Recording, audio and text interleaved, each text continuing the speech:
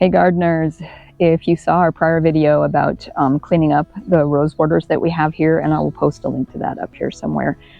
Today it's going to be very hot, but I'm going to get started early and put some fresh mulch, and we're going to do a before and after on probably just the one border, and we're going to see how much a fresh layer of mulch can change your whole outlook on life. Well, anyway, it'll change the bed and it's going to look terrific. So it's going to be 101 here. So I'm going to go ahead and get started quickly, and I'll set the camera up over there, and we're going to talk about what I'm using, why I'm using it, and how I mulch our big beds and get them covered and have it be at least a couple of years before I need to worry about covering them or doing anything else with them. Let's check it out. This is the bed one of the beds of the borders that I have. My husband brought me home that gorgeous pile of bark, and this has been in need for a very long time. If you can see all the black plastic showing through, this hasn't been mulched in a very long time. My Graham Thomas finally did bloom. Hello, darling. And these are all trimmed back. If you saw that prior video, they were just a lot of dead canes, and they are getting a lot of damage from deer because now they don't have canes everywhere protecting them. So the deer are coming through here every night and trimming all the new growth. But we are going to get started putting that pile of mulch here, and I'll show you my little trick.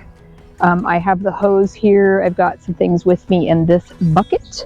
We have my Super Thrive pruning shears, just in case, gloves, and my Epsom salts, and I'm going to lay down. We're going to go get some cardboard, which is my favorite trick for covering messy areas.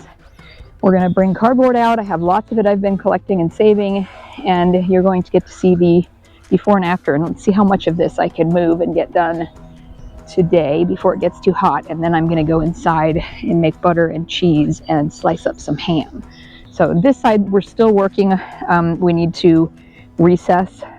This edging has come up over the years, so we're working on that little bit. Still needs to be recessed. So I may not do this today. So this is what I'm starting with. So this is the before. Let me get a picture of it from the other side.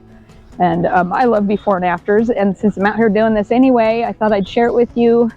I'm going to go ahead and move some mulch, and then we're going to hit all of these beautiful little roses that are pretty small. Usually this whole border should look more like those big plants. So I'm going to get the mulch laid, get the cardboard laid, get the mulch on top of it.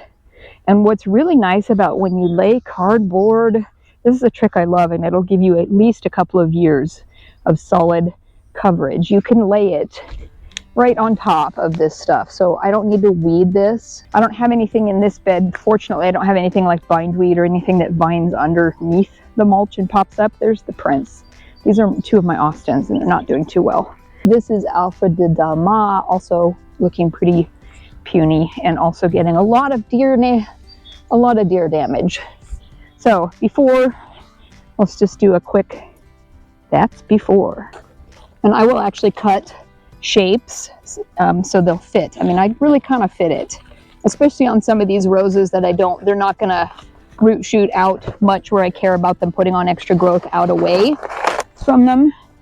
But I'm gonna just tuck that in as tight as I can to the edge of the border.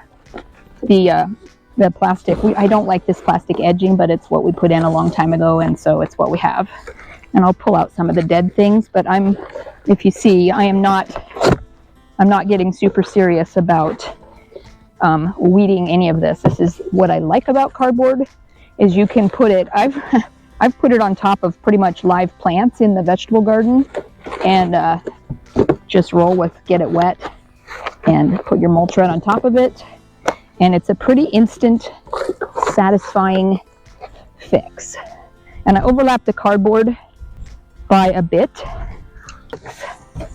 so that anything that wants to creep in between the edges of the cardboard, it won't really be able to. So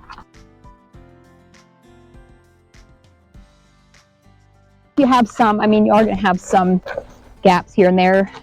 And this edge, I may come along here and spray. I don't like spraying anywhere near the roses because From experience, I know that even on a still day, which we don't get a lot of here, we always have a light breeze, spray tends to drift. And I have damaged more, I have killed more things with spray that I didn't want to kill. Probably killed more things with spray that I didn't want to lose than I have killed things that I wanted to spray. So I don't know. All right, so if we come in closer, I'll show you what I'm doing. You can see I'm overlapping and just tucking them fairly close in around the plants, and overlap each piece and get it as close to the edging as you can. And we're going to grab the hose and wet this all down. And I want the cardboard to be pretty wet, so it kind of, you know, wet cardboard, so it's going to get kind of soggy and sink down and kind of settle, so it's not so crispy. Plus it won't blow away if I get a big gust of wind while I'm working. And we're going to go from there.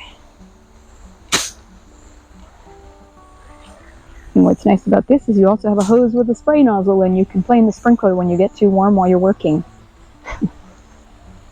This is such an instant fix. I'm always really happy when I do this particular method, because it's like, ta-da, instant beautiful. We've done this so many times in different beds. I've never actually done cardboard on this exact bed. As you can see, we had plastic down under a long time ago. That plastic, I would guess that the black plastic on this, the last time we mulched this, I hate to even say this, it was, well, there's no mulch left, obviously, you can see. The last time we mulched this was probably 2017-ish, 2016, somewhere in there. So it's been the longer part of 10 years since this was done, and you can see it's gone and the plastic is still there, which is kind of surprising. So I'm leaving it because it's just an extra layer under there, and we're going to start shoveling on some of this gorgeous bark. And this is like super, it smells so good. It's like really nice fine bark, which I really like. That's my preference. We've done different things over the years. We've done, the last time we did it, you can see what's left is it was bigger bark pieces like that.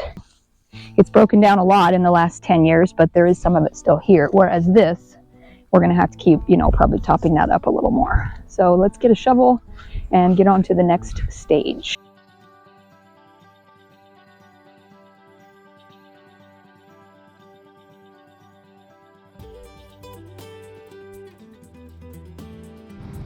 So I've gotten this much done.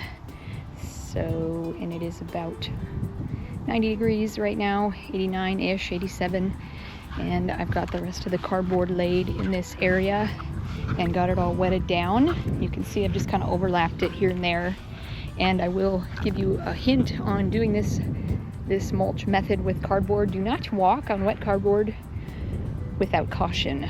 You may find that you are doing involuntary splits, which is not a fun thing to do unless you know how to do the splits. I'm going to finish throwing all of this on here, and then I'm going to call it a day because it is really hot. And I'm using the hose to stay cool, but it's really, really warm out here.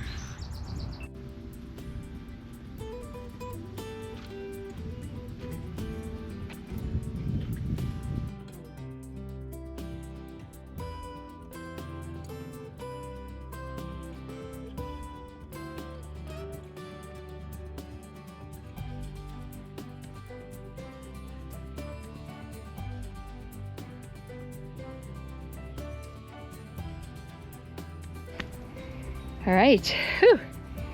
It is warm enough, and I am done. I may add some more to this.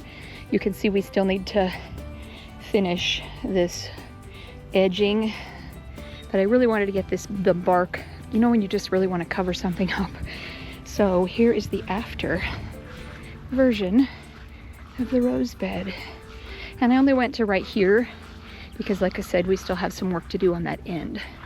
So hi, rosebed, how are ya? Time for some ice water.